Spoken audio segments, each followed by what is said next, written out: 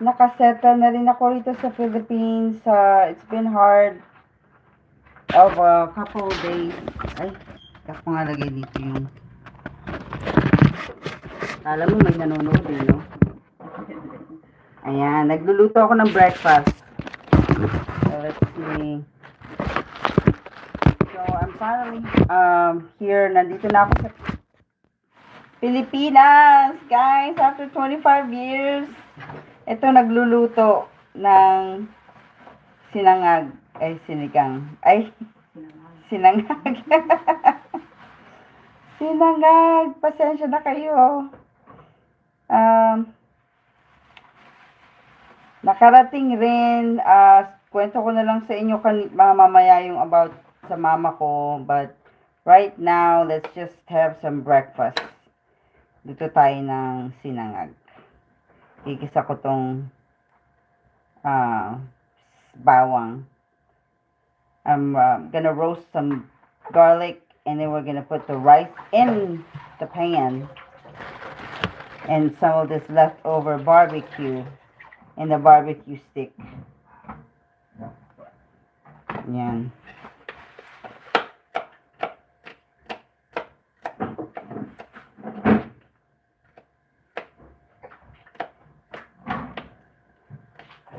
Yeah, umalis kami ng Pilipinas guys Monday. Ay, Pilipinas. Kulang pa talaga sa tulog. Anyways, umalis kami ng Florida or ng US Monday. And then dumating kami rito Wednesday. Nakita namin si mama sa hospital. And, nag-iyakan blues. Cohesive naman siya. Nagising pa siya nung time na yun. Nakita niya kami, but I don't know kung kilala pa niya kami, no? You know? Nung dumating kami rito. Nakausap pa namin siya ng sandali, siguro 4 hours. And then, 6 o'clock, doon na siya nagsimulang parang, yun na, yung time na niya talaga. And, nakauwi pa kami ni ate nung gabing yun. Buhay pa siya nung time na yun. And then, 1:21 ng madaling araw, nagising kami ni ate. Maya-maya, yung sister-in-law ko, kumatok sa pintuan and sinabi niya na wala na si mama. So, yun. Siguro parang inintay lang kami, you know. Nag-intay lang siya sa amin and ready na siyang umuwi. And of course, doon na nag-start yung parang stress na o paano natin ilalabas si mama dahil mahal ang hospital bills dito, guys. We probably spend about almost $500,000 sa lahat-lahat ng hospital bills, mga gamot. $500,000 pesos. And paano yun mai-produce, di ba? Ang hirap nun Pahirapan pa talaga, guys. Ngayon, kung wala kayong pambayad agad-agad, pwede kayong magbigay ng collateral. Either your car or your house. Ang hirap naman yun, di ba? Paano yun? Kaya lang kailangan yung ilabas naman yung pasyente nyo, yung relatives nyo or family nyo na either namatay na or hindi na kayang magbayad ng hospital bills.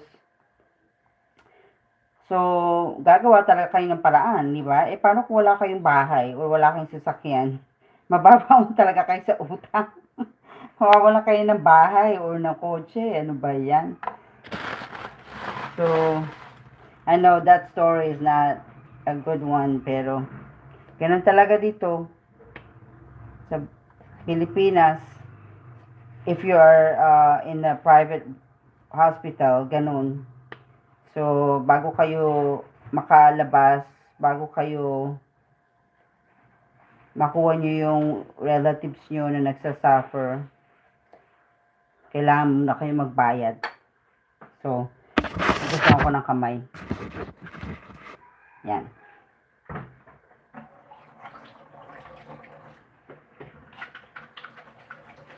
Ayan na.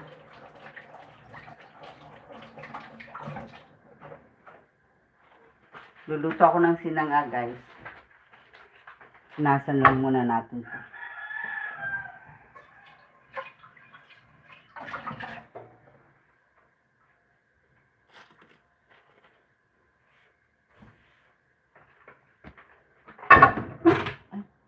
Huwag mo na akong sabi.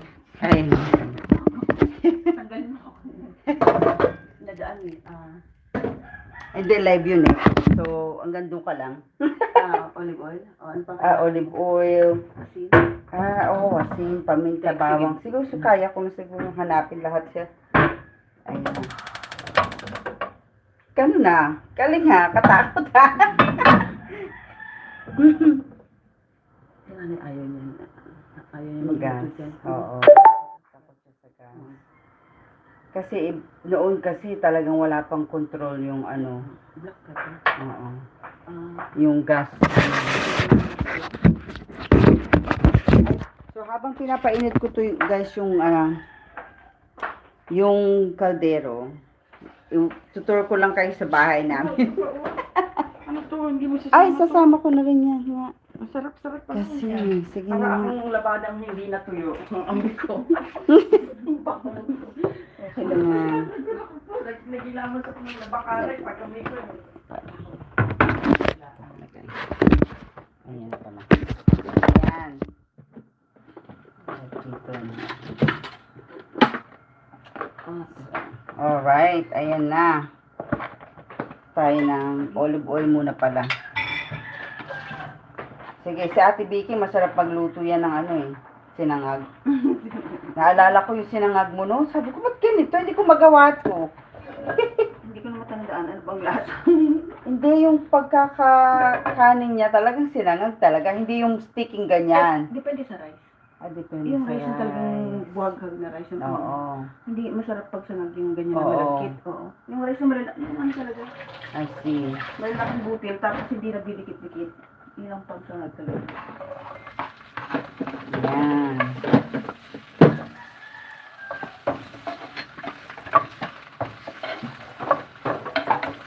So, nakatulog kami finally ni ate after 3 days. Pero kulang pa rin. Siguro 6 hours lang yung tulog namin. Or 4 hours, ewan. Hindi ko na matanda. Sarap, masaraming bawang. Ano?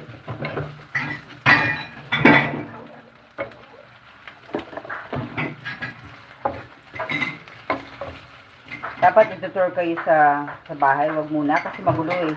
Pero okay lang yung ano, makita niyo yung lifestyle talaga dito sa Pilipinas. Ay, goodness. Kasi kayo mag-decide ako mag-stay dito ng mga few months. Tapos balik ako ng Arizona, balik ako ng Florida. Tapos na naman ako dito. Okay lang sa'yo? Hindi naman sa akin kung umamay ko. Hindi naman sa ilalim na rin ito. Wala naman kayo nagkaiba. Kaya lang pa ako, okay lang na doon ako mag-stay. Yan, lagyan natin yung rice. Naman sa bahay niyo naman ko kayo naman. Kasi yung bakas lang. Kasi pagka baka magsimula kayo ng condo din. Sinasabi lang niya yan, pero may inata na yan ng mga ilang araw lang dito. Okay, kasi wala naman yung diba, akala natin may gagawin din. Nag-aalagaan nyo namin, malaki yun. Actually, 45 days yung ano ko, okay. So, hindi ka magtatagal ng hindi ko rin gusto magpagawa ng ipis, magpa-facial, magpa-massage tayo. Magpagawa ng konti.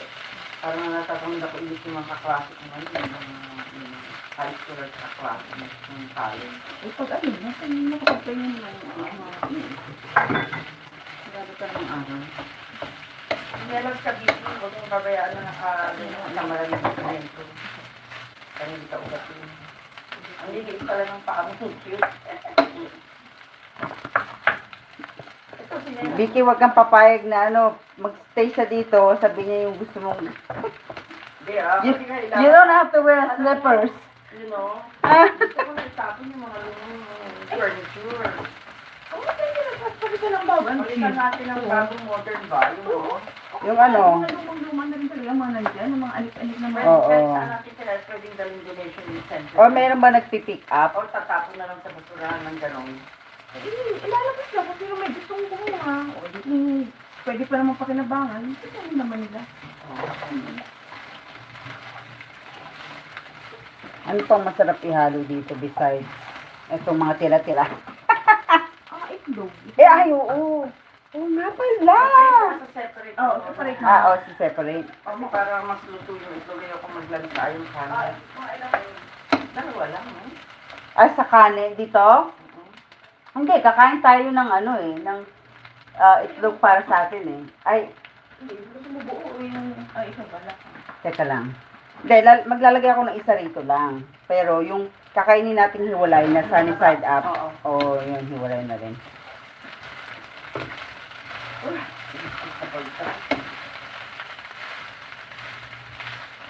Mabuti nga tinanggal na yung ng pampakit Ang ganda pa naman yung marmol, ano? Pero madulas.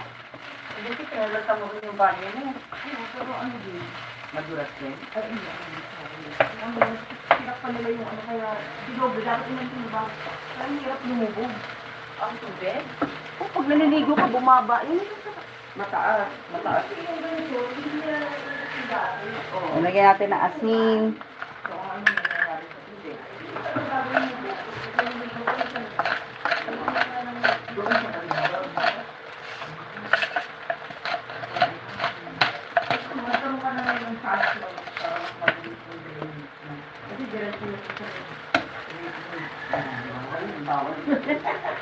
Basta pala so ano.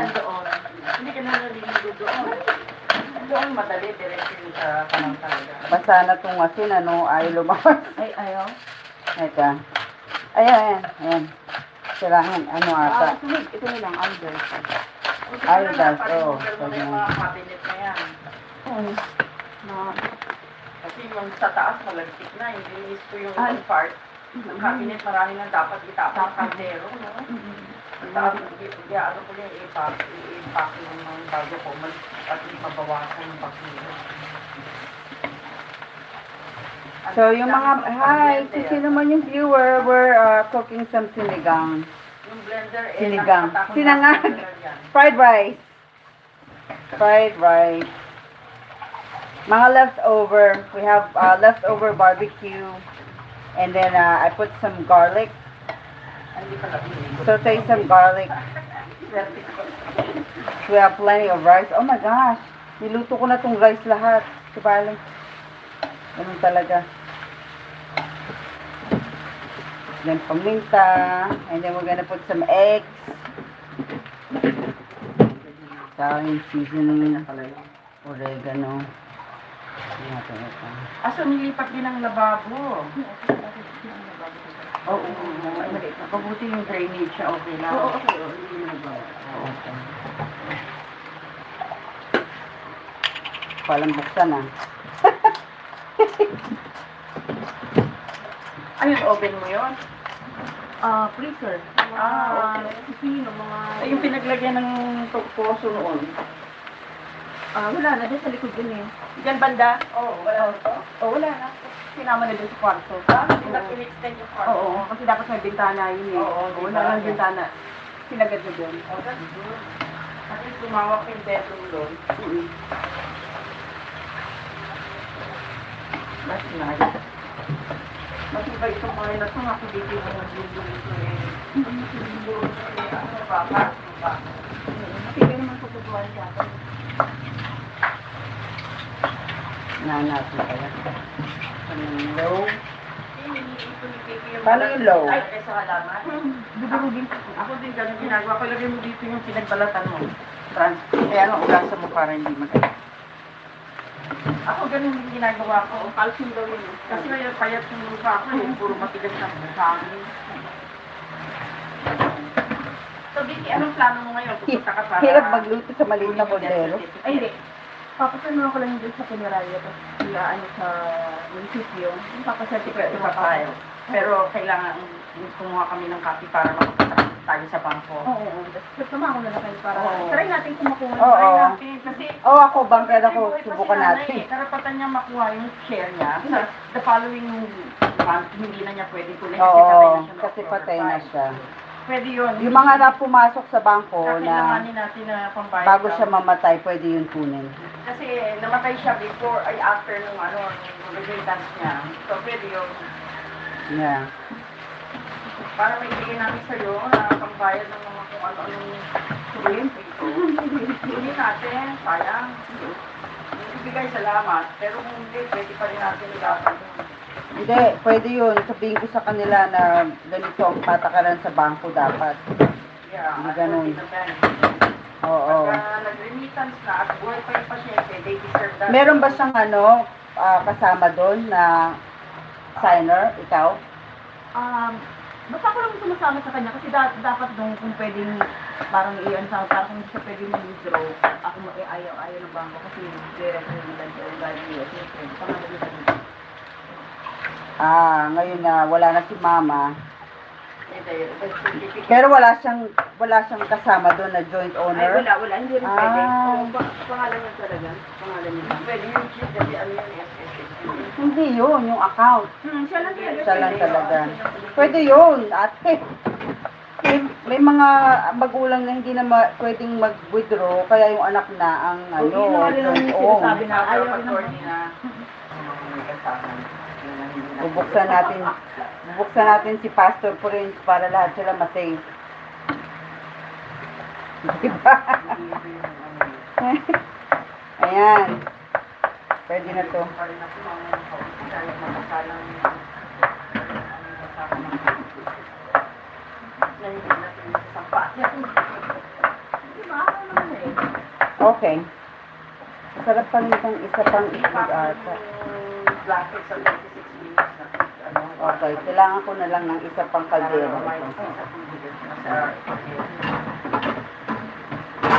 Alright, our fried rice is done. Pero meron akong kalat dito. Yung walis ang buko. Yung walis tambo. May hirap kasi. Ay, sige niya ako lang. Hindi kakainin yung dalawa yan. Ay, hindi. Yung dalawa yan. Hindi mo kakain. Sabi ni Paula, ayaw na hindi pinipilot. Ay, yung mga pagkain nila sa pizza. May butter kayo, Tibiki? Oo, ano? Tingin ko konting butter lang.